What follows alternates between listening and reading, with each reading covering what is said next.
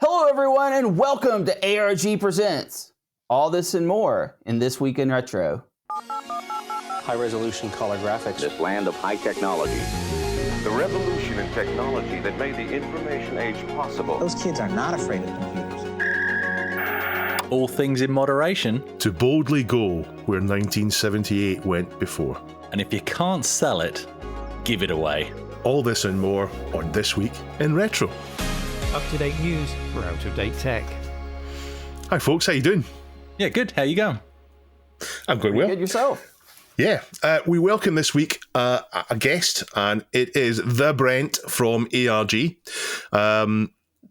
People will be aware, in fact, I'm guessing some people won't be aware, that when this show started, we had John Boat of Car Scholler, who is one of three people from Hurricane in West Virginia in the United States of America who does the Amiga show. There are two shows on the network. If you watch two shows, then you'll get them all, but there's loads more shows that Boat and Aaron do together. The other show being ARG Presents. The Amigos, is it Amigos Retro or Amigos Review Group? Amigos Retro Gaming. Amigos Retro Gaming. I got one of the words right. Just the one. ARG Presents it's actually been my favourite show on the network. It's one where you spin a wheel every week, and on there are wheel pieces, and each is a challenge for you and your brother Aaron to go and do games. For example, D-Makes was the one I watched last.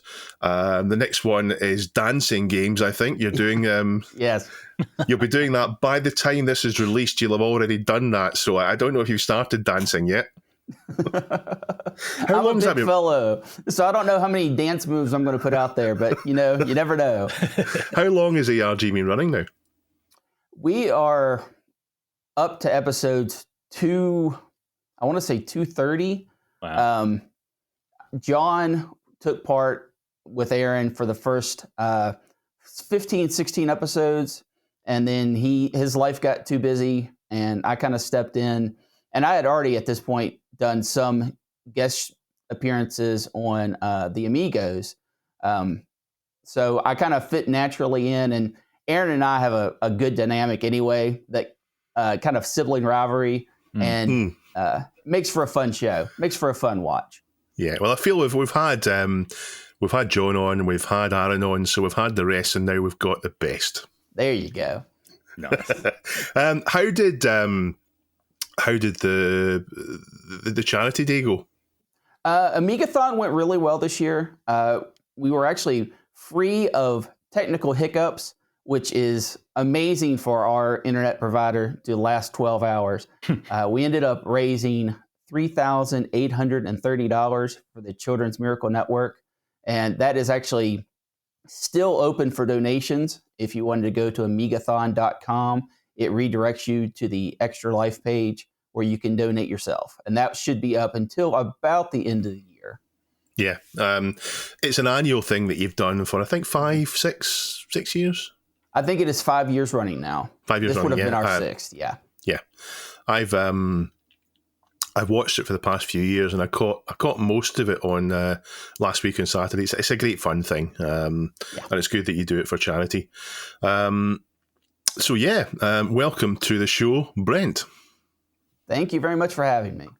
We'll go into housekeeping in a minute. How have you been, Chris? We've not heard a word from you. Yeah, not too bad. Oh, look, especially when we have a guest on, I don't mind shutting my mouth. It's good for me to do occasionally. But no, last week you saw that I had vapor brided the A1200.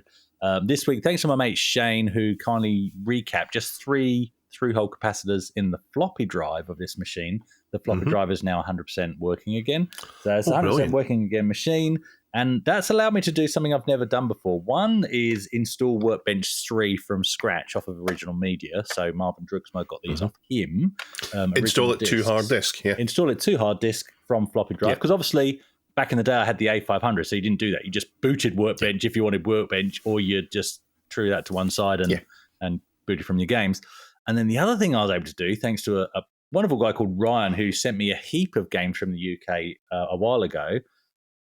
Hard drive installable Gloom. So I've got a box copy of Gloom here. So no WHD load, which is what I was using before on the image that came on this machine. Completely vanilla Workbench reinstall, and then hard drive installable Gloom first-person shooter for the Amiga as well. So experiencing the A1200 for the first time in my life, how it would have came out of the box, I guess. So yeah, it's an exciting journey. Yeah. It's a funny thing you mentioned that, because I think we're going to come on to we're going to touch on that a little bit later in the show. I think the whole the proper experience of doing it right. Yeah. Now, on to housekeeping, and the jingle this week is provided by Matt, who's known as Asnivore, so thank you very much for that. One, two.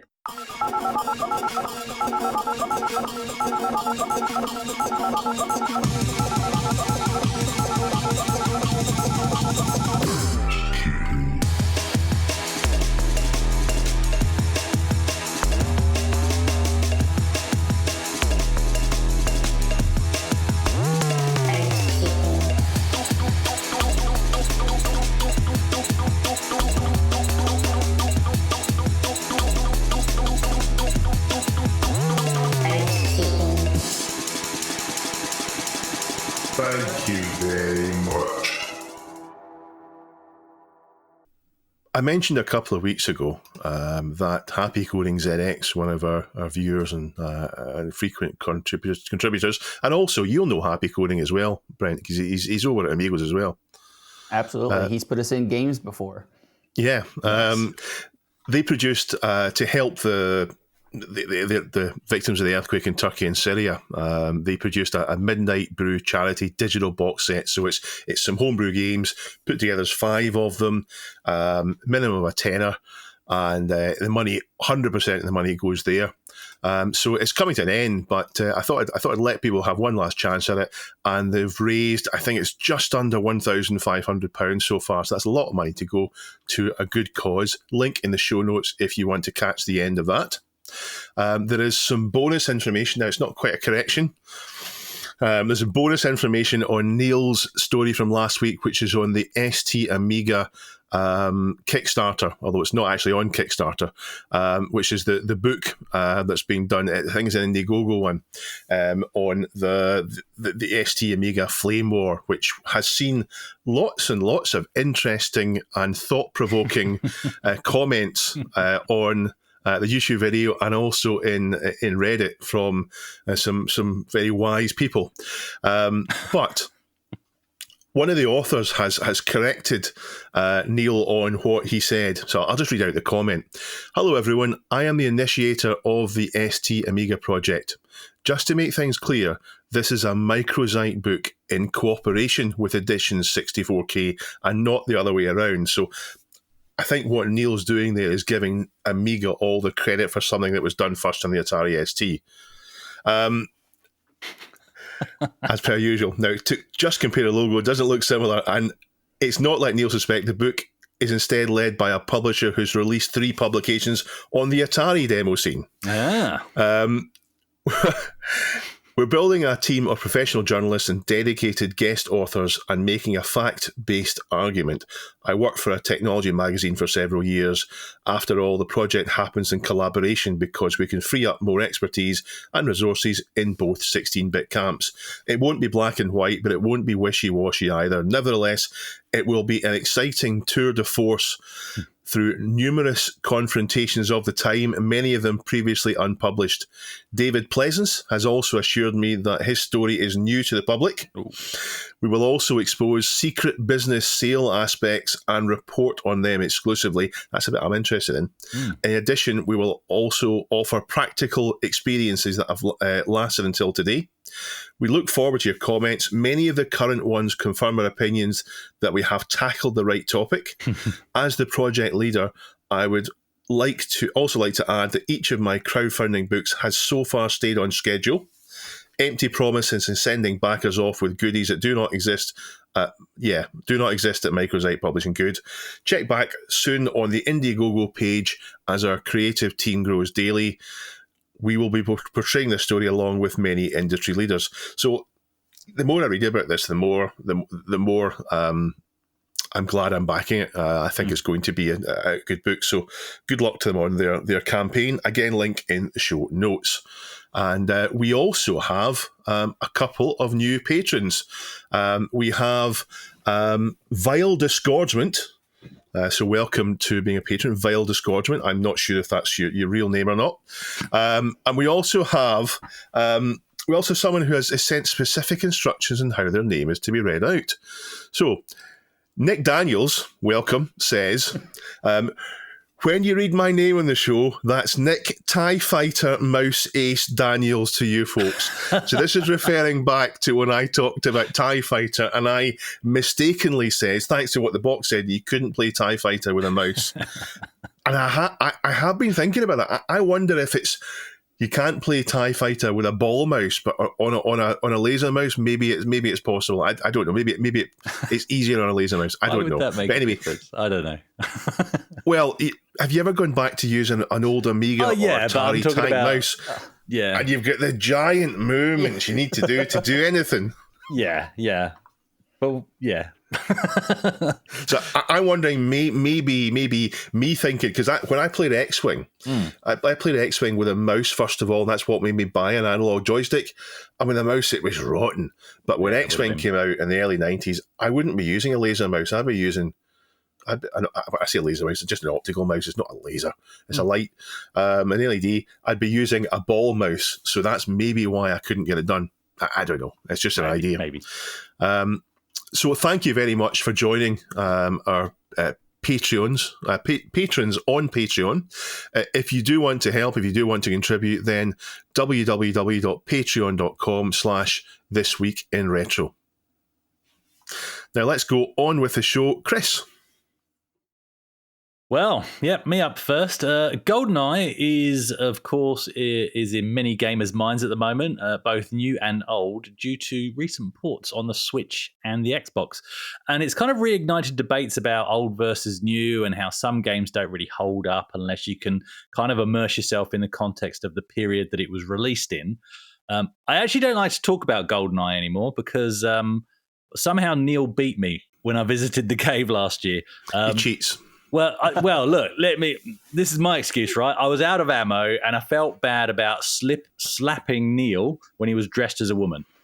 Well, he was playing as Natalia, is what I mean. So, okay. I thought you were meaning before you played the game. It's just not, well, maybe, but it's just not right running around slapping women. So, even in a game, it feels wrong. So you're out of ammo. He's going to beat me. But did you guys, first of all, before we get into the main crutch of this story, did you guys play GoldenEye back in the day? Is that a silly question? And also, have you played any of the new ports? I absolutely played this back in the day. This was one of my go-to college games.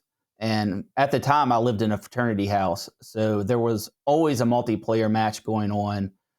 It was also one of those games where we went through and did all the time trials to their full completion and just played it. I, on the other hand, have never played it. I'm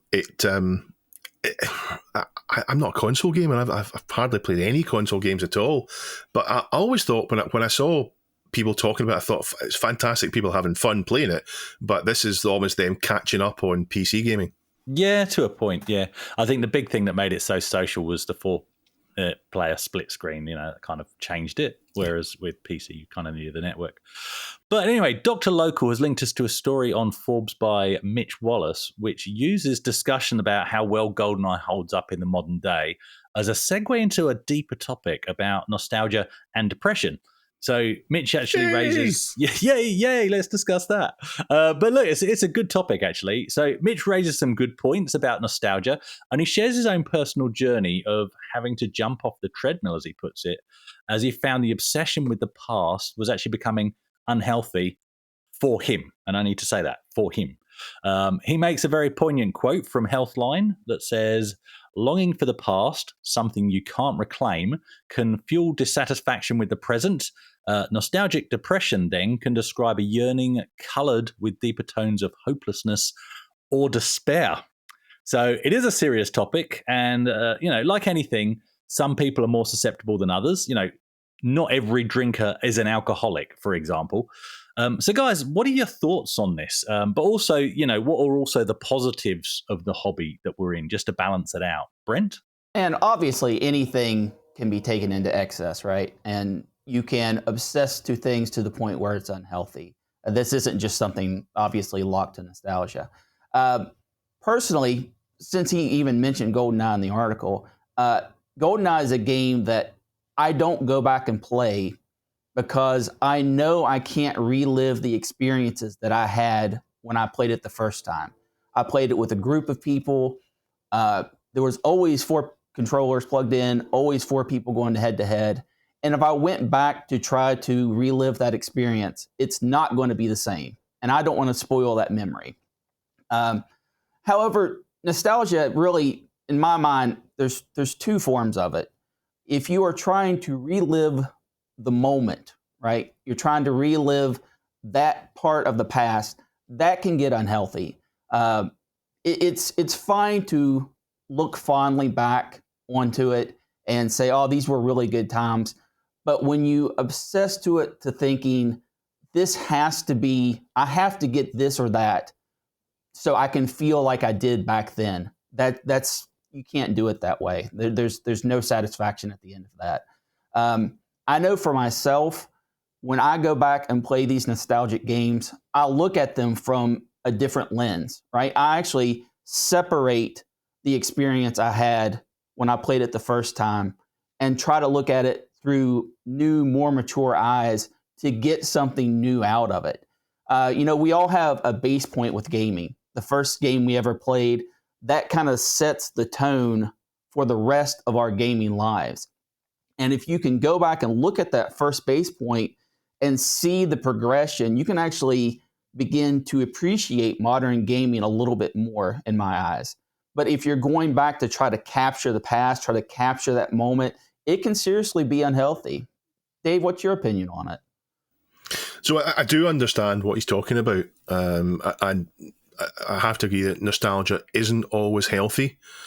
But I do think it's healthy for us, and I think it's healthy, certainly for me, the way I do it. I know Neil and I that have talked in the past on this, not in the podcast, but we've talked in the past about how Neil said you're reaching for a point in our past which is a safe, happy place, and I think you're trying to travel there. And I guess there's some good to that. There's potential for it being so bad. So I understand why that could be a bad thing. But I think for me, in the whole, it's not a bad thing. I think it's a good thing. And we are talking about mental health here. So I'll say the words mental health and talk about my own here. There's lots of reasons I like retro, and I'm not going to list them all, but one of the reasons is reaching back to the ways that I did things in the past that made me a happier and more fulfilled person. I find that a lot of the leisure activities that we do and the way I live my life isn't good for me. Modern gaming, for example, is bad in many ways. Older games, for example, are more peaceful. They're not trying psychological dark arts. And I do mean psychological. I mean, the way that microtransactions and in-game purchases and mobile games are designed, they're designed to manipulate you into spending more money. And I just don't enjoy a game where you're battling against that. So I like a game where you've got the game and that's it. There's no link to you to pay them more money. So I like that. It can be the same with anything that works on the freemium business model. You're not a customer, you're a target for advertising and repeated purchases. So I do like to go back to that. But I want to get myself back to a place where I can sit and peacefully read books, play games instead of the modern way of doing almost several things at the same time, with my attention going everywhere. And so I'm not looking to relive the past. I'm looking just to do activities and habits that I know in the past were good for me. I'm not looking to be what I was in the past. I'm just looking to do the same activities and get the same kind of healthy enjoyment out of it.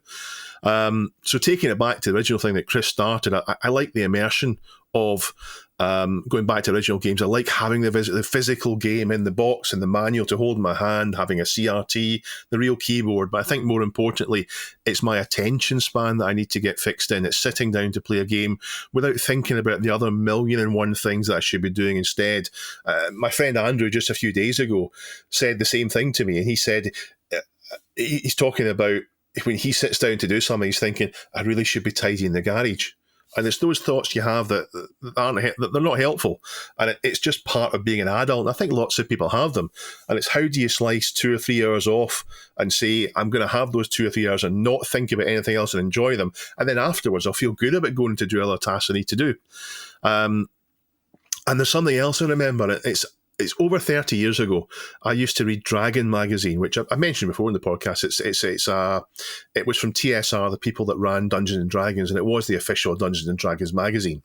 And there was a monthly cartoon and a full page cartoon, which was an adventure.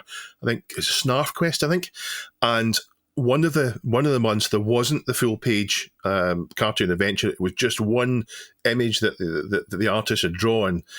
And it was a sea or a lakefront somewhere. I should really go back and find this exact image because the memory of it might have changed over the years. But it was a sea or a lakefront with snow on it, and the caption was "Snow on the beach." And what he was asserting there was spent too much time doing the things he needs to do, so when he finally gets to where he wants to be, it's too late.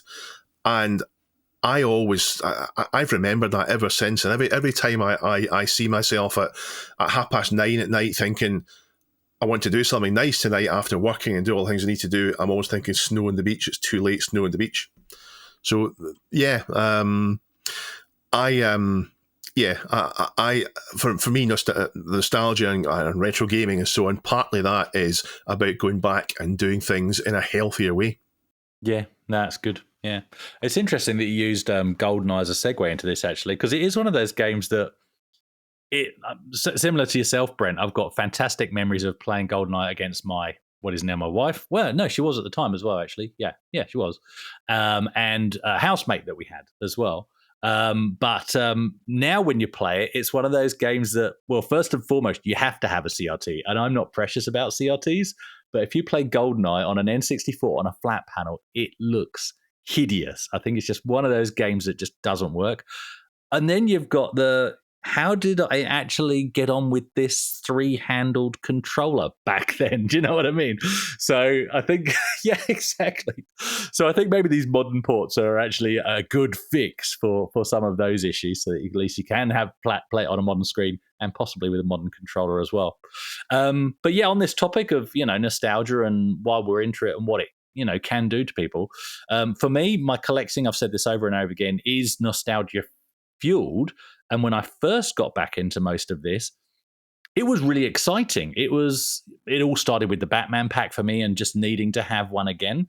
And when I got that, I seriously felt like I was back in 1989 and all that excitement. And, I had to wait for a year to collect it as well because it was on the other side of the globe. It was fantastic. And it was like a real rush of emotion that I'd never really had before. Let's call it a midlife crisis, because that's probably what it was. But as I went on with my collecting... How's your car? Which one? Is your car a midlife crisis? Which one? Seriously. Which one? Have you bought another one? Well, I've got the Porsche in the garage. I've had that for ages. And that's just going to die with me. That's my forever car. The Alpha, funnily enough, we haven't had an Alpha update for a while. I actually put that on the market today, along with another car I've got, which is just an Astra, a cheap Astra. Why are we talking about cars suddenly, Dave? But anyway, I said to myself, midlife crisis. I'll put them both on the market, and whichever one sells first, I'll keep the other one. I sold the Astra today, but somebody's coming to look at the Alpha tomorrow. Anyway, that's a massive segue. So I might lose both, but never mind. First world problems.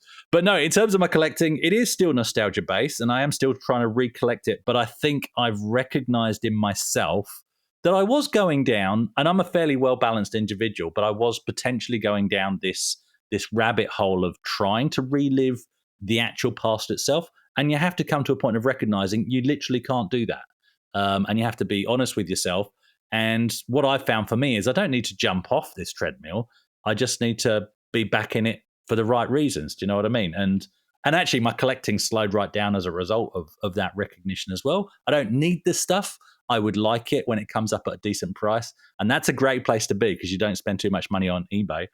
So yeah, early recognition of the problem for myself. And so now I think, where I'm in it is I think I can recognize that I can pick up some of the dreams that I had as like a teenager, and now is the time to make them happen. Like you're saying, Dave, it's almost too late. But for certain things, you can go, okay, well, back in the day, I really like the idea of, and I had some game ideas that I would like to, make games on the Spectrum and then the Amiga after that. And even though now it's just a hobby, it's not going to make me any money, I could actually realize those dreams. And it's easier now because A, you've got the tools, and B, you've got a lot more places to look for the help that you need. And maybe I think now we've recognized that if you can't do it all yourself, it's actually absolutely fine to form a team and get the job done that way, if you can get people behind your vision. So for me, that's why I'm in it now, is to not to try and relive the past, but to take where I am now to form the future. Which is exciting. Yeah. I think that's it. I think it's the whole. I think if you're trying to relive the past, trying to be in the past, that's where the problem is. But if you're saying, well, like me, if you're saying I enjoy losing myself for 2 or 3 hours and really getting right into a game, then I don't see why that's not healthy. It's no different than sitting down to watch a film. I go to the cinema once a week. Almost every week I go to the cinema, and for 2 hours I don't think about anything else, and it has a huge positive impact on me. Just taking myself out of things for a couple of hours. Nice. Absolutely. Nice. And I think now I'm actually enjoying playing some of the games that I didn't have back in the day, and that's completely the opposite as well. But, for our listeners, if any of our listeners do struggle with depression, nostalgia-driven or otherwise, seriously, do reach out either to a healthcare professional or professional services in your country. There's no stigma attached to it. Just look after yourselves, guys. We'll put links in the show notes. I think it's a responsible thing to do whenever these kind of topics arise, just for the UK, Australia, and the USA. But obviously, look up the services in your country. Get on with it. But to put a positive spin on it for myself, it's a wake-up call, an opportunity to relive those dreams, make the dreams happen. Let's get on and make some games for the Spectrum and the Amiga. Using my love of the past to create my future. At the end of the day, there's nothing wrong with collecting or retro gaming, all things in moderation. We are sponsored, thank you very much, to Pixel Addict magazine. Britain's best-selling digital culture magazine. I've got an advanced copy of the one that's due to be released this week, so I think by the time this episode of This Week in Retro is released, the magazine should be available, or should be on its way to subscribers. And it's there. I really like the RPG cover, but this one might even be better. It's got a dinosaur on it. I like dinosaurs. It's got a great big Tyrannosaurus Rex, and he is chewing the logo for Silicon Graphics. This one looks to be a special on Silicon Graphics. They were, I don't know a great deal about them, but I think they were the giants that came in maybe after the Amiga was used for graphics work. They came in with their really heavy metal workstations with loads and loads of stuff on them. Looking through it quickly, I've not read the magazine, I'm scanning through it. There's something on ST Amiga format, which is maybe Amiga fans won't. Amiga fans tend to be a little bit younger. They tend to have come in maybe a year or two afterwards, and people may not be aware that there used to be the magazine Amiga format and the magazine ST format started out together. It did. As ST Amiga format, and then the Amiga part, they kicked those people off the magazine and said, look, get out of our glorious magazine, you'll have to make your own. So that's where Amiga format came from. So there's something on that there. The zip drives, my friend Chrissy will love zip drives. But we'll talk about it more, I guess, in the coming weeks as we go over the magazine. But amazing front cover with a big dinosaur. So pixel.addict.media, or your local news agent, where you can buy a copy, you can subscribe, you can get it delivered, or you can have PDF to read on whatever you like. So thank you very much, Pixel Addict, for sponsoring us. I love finding out about computer gaming before I started playing games, and especially games where they feel lost and forgotten. There's almost a feeling of kind of archaeology about it. And I particularly enjoy when I find the roots and seeds of games that I enjoyed playing, finding those kind of hidden seeds and roots years and years before it. So I wasn't, for example, surprised to find that text adventures go back decades. And we've talked about very old RPGs, and they also go back almost the same length of time. But one thing that I keep finding that existed in the 70s that I can't remember discussing is Star Trek games. Now, there are dozens and dozens and dozens over the years, dating back to the early 70s. And I guess it makes sense because Star Trek was a cultural phenomenon in the late 60s. All of a sudden, sci-fi programs like that went from nowhere to existing, and then we've always kind of had those kind of things since. So my story this week was submitted to the subreddit by Bad1080, and it's about a remake of a text-based Star Trek game from what the story says 1978 called Super Star Trek. Now, I think most people will have heard about rogue-like games. So that's games where usually everything is randomly and procedurally generated, and you can play an infinite amount of times and everything will be different. And the challenge is to beat the game rather than exploring and finding things out about one particular story. In fact, some of them now create their own story every time you play them. But Star Trek games are probably in their own but similar genre. Generally, you'll be in command of the Enterprise and you'll go out to explore, gather resources, fight usually the Klingons, repair yourself, and then continue on. Now, I've not played Super Star Trek itself, the 1978 game, but I have played DOS-based Star Trek games which are similar. And this one has had a new interface added. Emmanuel Bolognese has taken some of the interface from a point-and-click game, Star Trek 25th Anniversary from 1991, and used that as the interface instead of the text-based interface from the 1978 game. It's a clever way to refresh an old game, and it'll maybe make it a bit more accessible. Although saying that, it's not like a 1991 game could be described as modern. It's a long time ago as well. So, Chris, without telling us lies about the theme tune for Star Trek being played on a theremin, have you ever played a game about Star Trek? I'm never going to live that down. No, I don't. Not for any length of time worth mentioning anyway. And I can't remember what game it even was. I'm pretty sure it was on my Pentium build. So if that puts it in time context for anybody, let me know. But seriously, I think it's one that I tried. Maybe even bit a cover disc CD demo or something. I didn't get into it.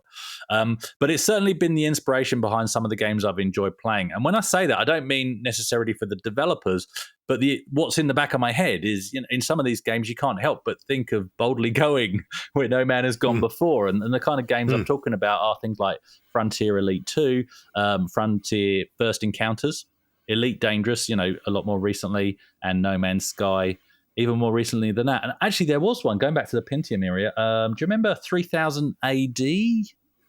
3000, Battle Cruiser, 3000 AD. So it was kind of like Elite, but you had a bigger ship, like a mothership, and you had fighters that could drop out of it, and you had to manage the team inside the ship and stuff That felt a bit Battlestar Galactica inspired. It actually did, didn't it? Yeah. So, yeah, certainly sort of in the back of my mind, it's always been a thing. Funny enough, growing up, I was always more of a Star Wars fan, and a bit like Amiga versus ST. In the playground, it was either, you couldn't like both. You had to like Star Wars or Star Trek. You weren't allowed to like both. Which is nonsense. I know, it is. As an adult, you're like, what? And this is the funny thing. So basically, one of my mates in my friendship group, this is through college now, he was actually quite an annoying Trekkie. Is that the right term? Because I know there's Trekkers and there's Trekkies. One of the kind of guy that would spot if somebody had the wrong number of pips in a certain episode on their collar. I don't know what you would call that. But anyway, and so I actually found him annoying. I found those conversations. It was a great friend other than this.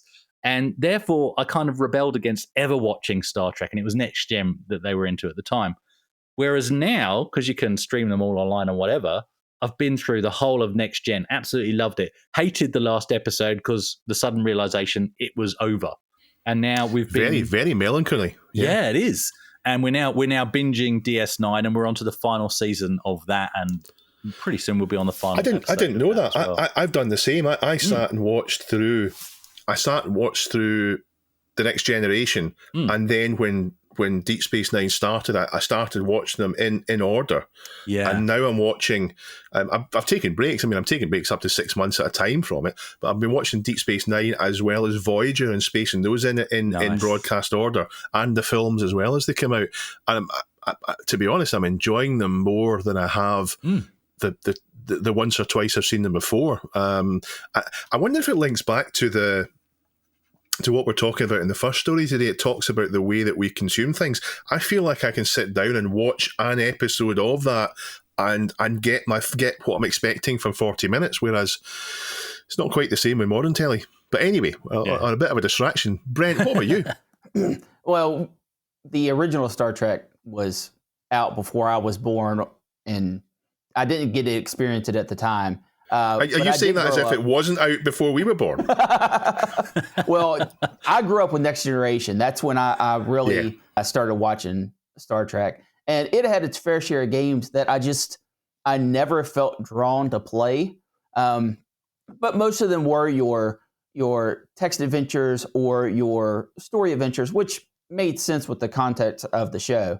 I played Elite Dangerous, and even more modern than that, Star Trek Bridge Crew, which is a VR game where you get to sit in the chairs of all the ships or in engineering or over in weapons, and you get that more of a feel of it, actually being there. And it's an interesting game. It's more of an experience than a game, but it's absolutely fun to play with multiple people.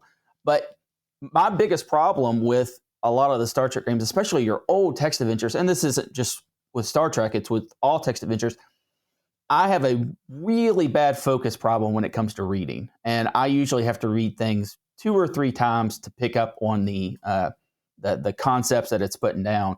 So I just avoid text adventures like the plague. But putting a more modern interface, making it more like a Maniac Mansion type style interface, I can see myself going back and enjoying those games. And I think it would make it a lot more accessible to a lot of people. So that's incredible that they're able to do that. Well, this game stood out for me for one big coincidental reason. And it's last week I have started playing Star Trek 25th Anniversary for the very first time. That's the point-and-click adventure game that this was, that they took the interface from. And it really is a coincidence. It passed me by at the time. It came out in 1991, so it came out before I got a PC.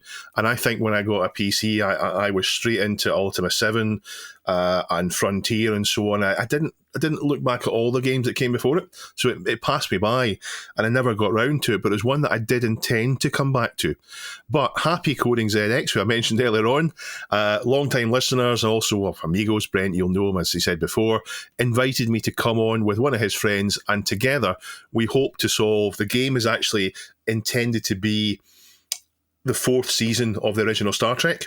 So each mini episode's a bit unlike a normal point-and-click adventure where mostly it's one continuous thing. It seems to be episodic. So we've done one so far. We did one last week, and I've really enjoyed it. And this links in with the first story. It meant I sat down for 2 hours, and this is all I thought about. I didn't think to myself, I need to do this, I need to do something else. I thoroughly enjoyed it. So we're going to do that every week. He's going to, I think, stream it on Twitch. He's got a Twitch channel, and he's going to stream it on Twitch. So if you look out at 9 p.m. GMT, you might be able to catch me on Twitch doing that, struggling with it. But between the three of us, we managed to get through the first one without having to look up any spoilers. So I enjoyed that. Now, I did also do a bit more digging. And while this game is based on a 1978 version of Supercharged Star Trek, it goes back further. So the game started on the Sigma 7 mainframe as 1971, as just called Star Trek, as a clone of a 1962 game called Space Force. A 1962. Yeah, really, 1962 games. And it was then upgraded in 1974 and changed the name to Super Star Trek on the Data General Nova. These are mainframes again. So apparently this game was spreading through all the mainframes around. It was everywhere. Sounds very much like Colossal Cave Adventure, that same thing that happened there in Zork. They were on mainframes and spreading around before people had the ability to come home and play it. So I think you maybe had arcades and you had mainframes before you had the real chance to come home and play it on your home computer. And then in 1978, it was ported to DOS Basic, which is what this version, as far as I can determine, is based on. Now, later versions happened after this, where they added more to it, they added more complexity or different interfaces. Commercial versions were done. So Apple Trek, Stellar Trek, Trek 80, Starfleet 1. And it turns out that I found the name for the game that I remember playing, which is nice and neat for me, because usually I end up not being able to find out the name of the game I played or quite what it was. But I found out that I played EGA Trek, which is an EGA kind of pseudo-graphical interface to replace the text one. So I have actually played more or less this game. Quite enjoyable. There's not a lot of plot to it, but it's for some reason I kept playing for ages. But we have a 1962 game, a clone in 1971, an upgrade in 1974, a port in 1978 on one side, and then on the other side of the coin, you have a 1991 game, all coming together in 2023. So that's a 60-year journey, which is nearly as old as Chris looks. Oh, now, I think this is a forgotten genre of games, because I don't think people talk about this type of game, where we still talk about text adventures, we still talk about roguelike games, but we don't talk about this type of games. So I think it's a bit of a forgotten genre of games. Probably there's people out playing. There must be people out playing it, but it doesn't seem to get talked about. So this will perhaps raise awareness and give people an opportunity to play this type of game and try it out for themselves. I think most listeners have cottoned on to the fact that we actually try and avoid the more controversial topics on here. We like to actually focus on positive stories, and we'll shamelessly dodge negative ones. So sorry if you've ever posted them in the subreddit. That's why they don't make it on. And I think that's healthy. Copyright stories in particular, they're just a minefield of personal opinion versus unavoidable legal fact. And it's a dangerous ground. But one such story just got interesting. So Grey Fox Books were working on a book to celebrate the SEGA Megadrive. Brent, that's Genesis in your language. Couldn't resist. And SEGA has reportedly, again, choosing my words carefully, they've reportedly issued a cease and desist notice on the project. Which, whether we agree or not, they're actually entitled to do that. So, Grey Fox Books have halted the very idea of making any money from the book, and instead, they've made it available to download for free. So, before we discuss this, guys, okay, let's be clear. None of us are legal experts, okay? I have to be across copyright as part of my job. There's actually a copyright advisor is one of the staff that I manage, and even I'm not willing to discuss the ins and outs of this.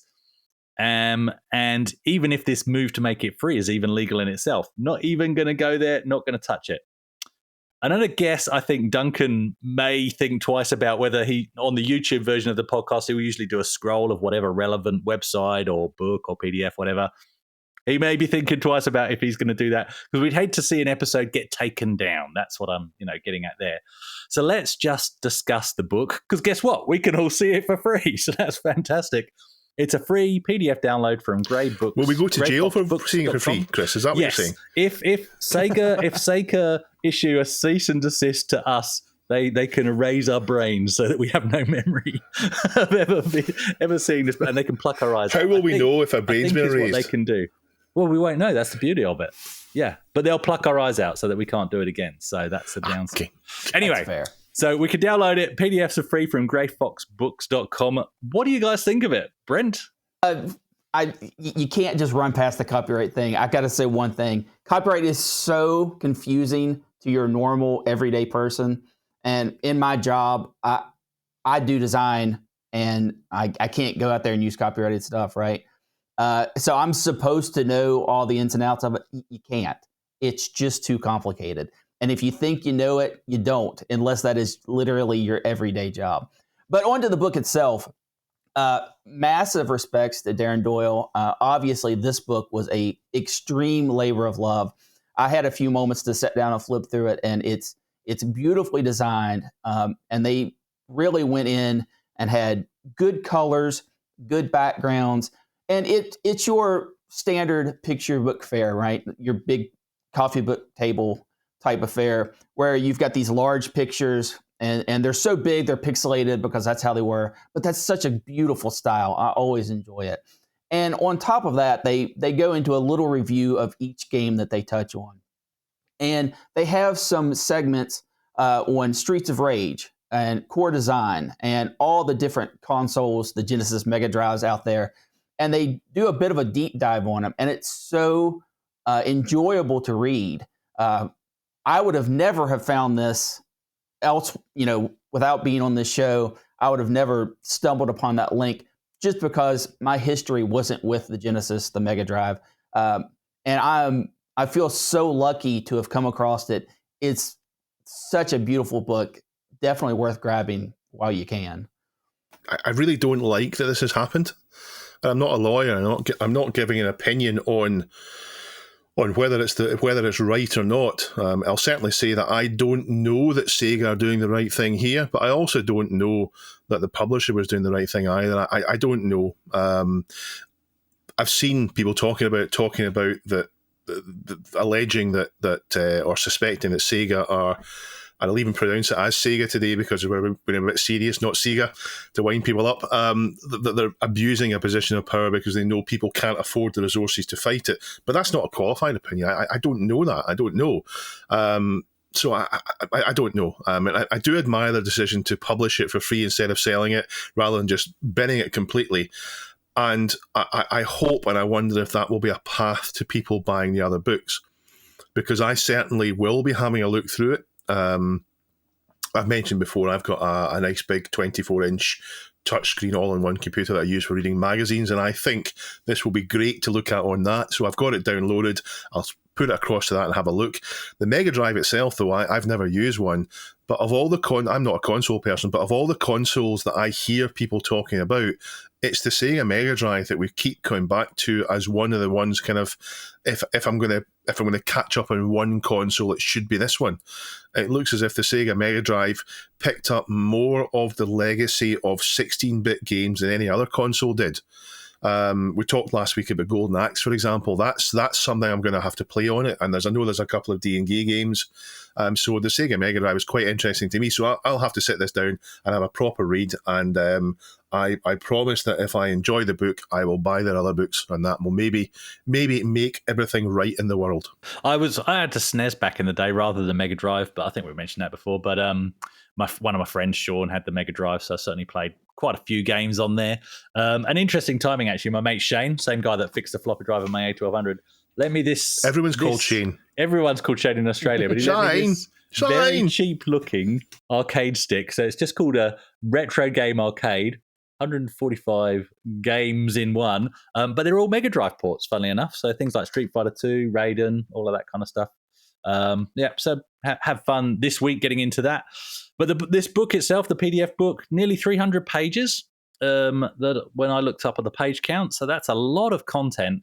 And like you said, Brent, really nice, colourful page layouts.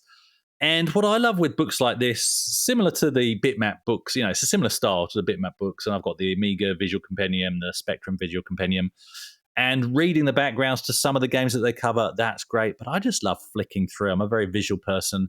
And just getting reminded of screenshots or box art or poster art and stuff like that. And just scrolling through the PDF of this stuff that hit me. Alien 3, even though I played that on the Game Gear, I mean, it's a very similar game across all ports and a great game. So again, you see that screenshot and or the poster and you're right back there. Ghouls and Ghosts, which is, I'm pretty sure, one of the ones I played on my mate's Mega Drive, Sean's. Same with Golden Axe. Mortal Kombat, definitely played that on both the Mega Drive and the SNES. And, of course, Outrun. Fatality.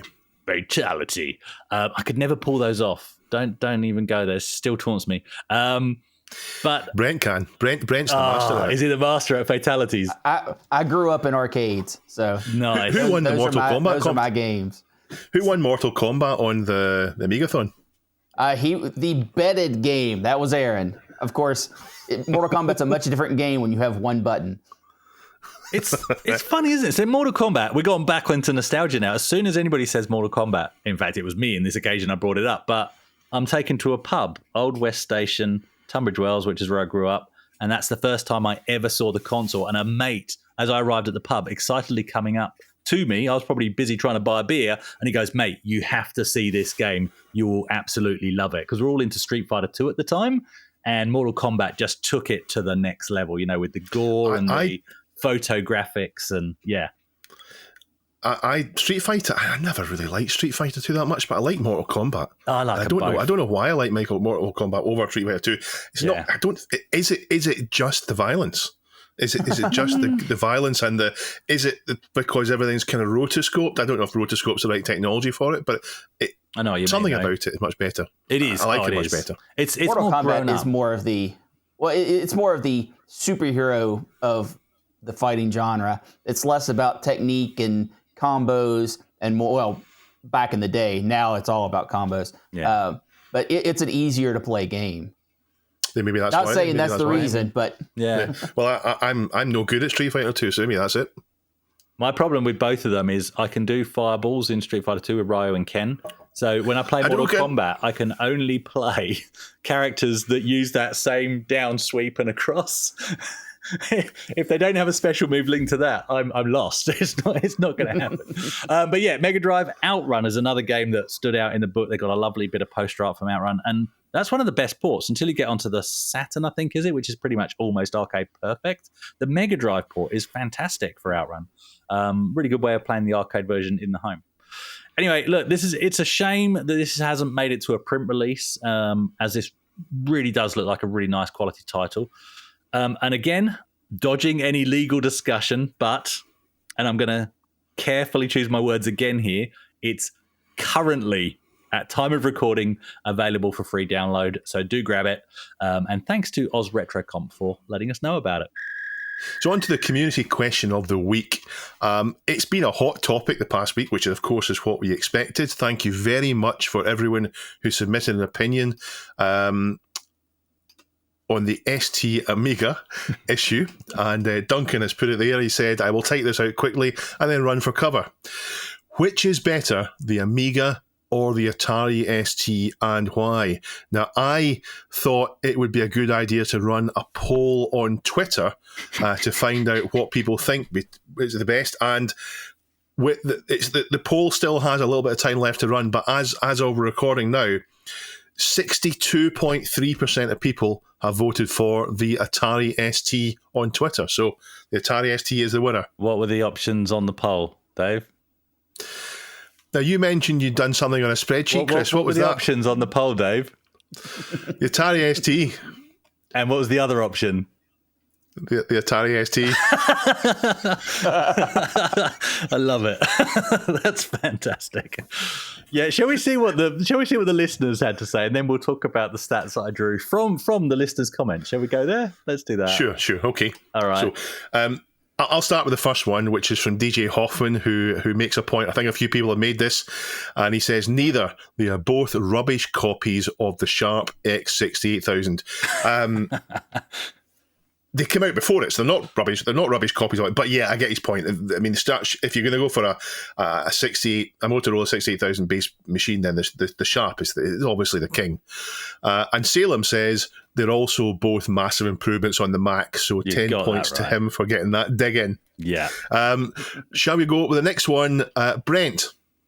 Well, I'm going to jump down a little bit and look at I Am Amiga's comment, which is much like the first one. Oh, we're changing the rules. Oh, yeah. 114 episodes in, it's all changing. Yeah, it's all gone. Acorn Archimedes. He's right. He's actually right. Is that you being a coward, Brent? You don't want to say anything in case people attack you? Oh, no. If you remember, back in episode 142, we covered this exact topic. Atari ST versus Amiga 500. I do remember, yeah. And I'll tell you, from my perspective, it all depends on what year you're looking at. And that's the right answer, yeah. And I enjoy them both. I was lucky enough to be young enough not to pick a side, unlike the Nintendo Genesis wars that came to follow. So I can enjoy both with no guilt at all. Yeah, I mean, my view is if you're looking to buy a home computer in the late 80s, the Atari ST is the best choice. If you're looking to buy one from kind of 1990 onwards for a few years, then the Amiga is the best one. And that's it, really. They're both good. I mean, but it's a lot of fun to do this. So Richard Shears, that was the second top answer, and he says, as an Amiga owner, Rich, I've read ahead in my head, and I'm not reading your answer out because it doesn't go the right direction. Let's move on. No, okay, I will read it out. It says, as an Amiga owner and fan, my answer is obvious. Yep, it's the ST. No, I'm not just siding with Dave. I'm recounting my thoughts when I originally got my Amiga. The ST games were better in the early days. Did Rich get a knock on the head? Did he have a knock on the head this week or something? Anyway. He's just been honest. No, I don't know. I think he's been knocked. I'm worried about Rich now. Anyway, he says, and the game I really wanted was Dungeon Master, which was first released on the ST. And I had to wait for what felt like an age for that to finally come out on the Amiga. Although, in all honesty, I would not choose between them. Much as I like my 8-bit era playground conversation, each platform has its strengths and games that were better on that machine. And I was happy with when my friends had C64s and Spectrums, with me having an Amstrad CPC, because we would go around each other's houses and play the games which were better on that platform. That's fantastic. And it was a great time, he says. Sadly, however, when it came to Amiga/ST in our little town, nobody owned an ST, so I missed out on that part. My first mag was the ST/Amiga format. You mentioned that earlier, Dave. Yeah. And therefore, that was how I would see what was available on the ST versus Amiga. And during that period, the ST was undoubtedly the best platform for games. Yes, the tide turned by late 89. I'd agree with you there, Rich. And I was happy with my choice. Yeah, so he just goes on there and he apologizes to me. I should think you should. So there we go.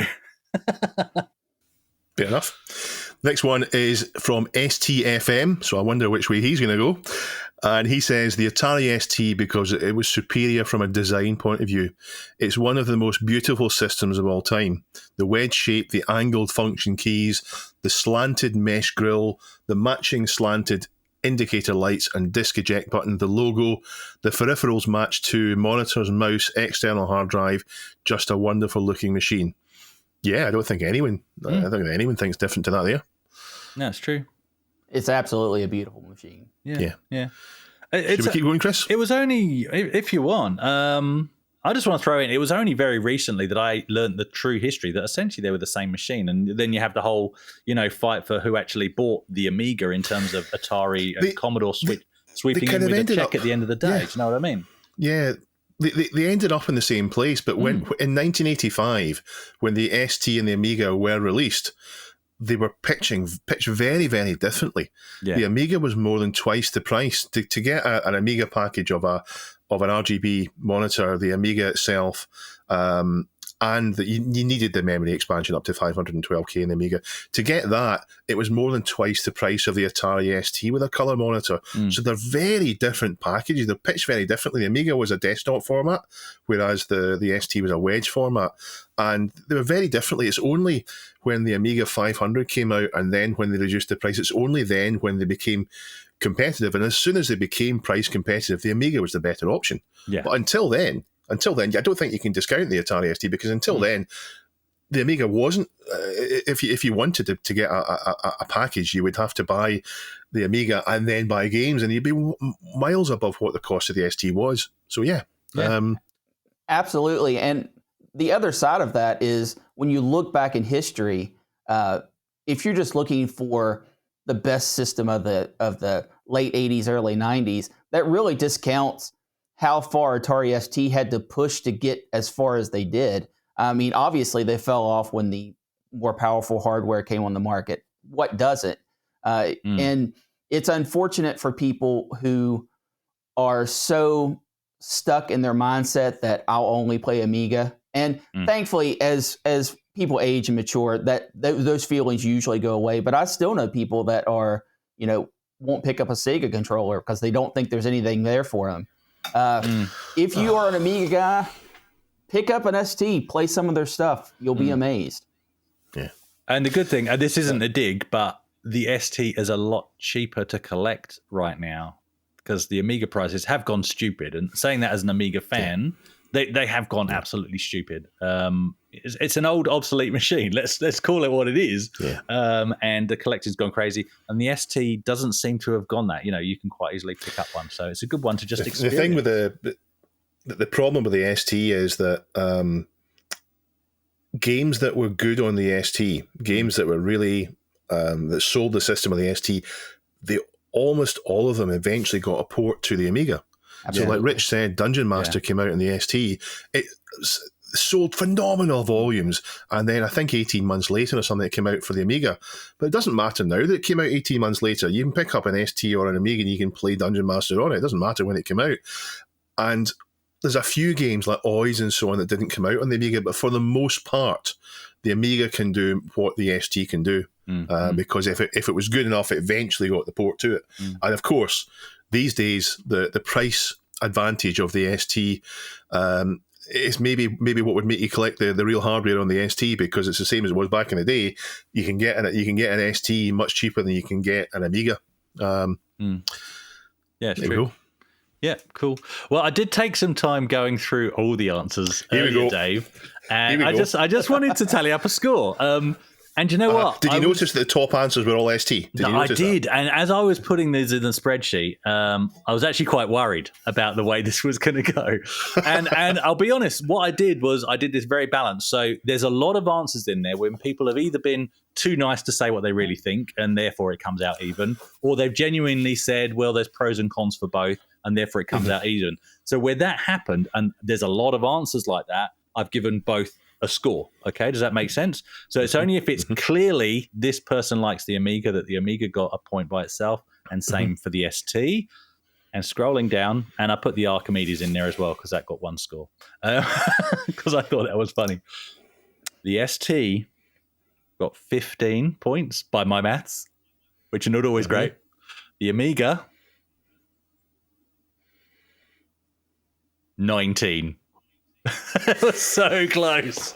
How many points would the ST get if I counted it? It might be the other way around. Look, anyway, let's move on. This week's question of the week. This week's question of the week, going back to the Star Trek story. If there's an old game that you think would benefit from a modern interface, or even more interesting, stealing an interface from another game, then what would it be and why? Nice. Cool. So yeah, do head over to the subreddit. Give us your answers on that, on this week's question of the week. And thank you all for listening. And Brent, excellent to have you on. Thank you so much for joining us. Thank you for having me. And good to see you again as well. Go on. Sorry that Neil couldn't be here this week. Neil is snowed under at the moment. He'll be missing next week as well, but he will be back in 2 weeks' time. So thank you for tuning in, and we will see you next week. And Rich, I hope your head gets better. Okay, bye. ST. Amiga.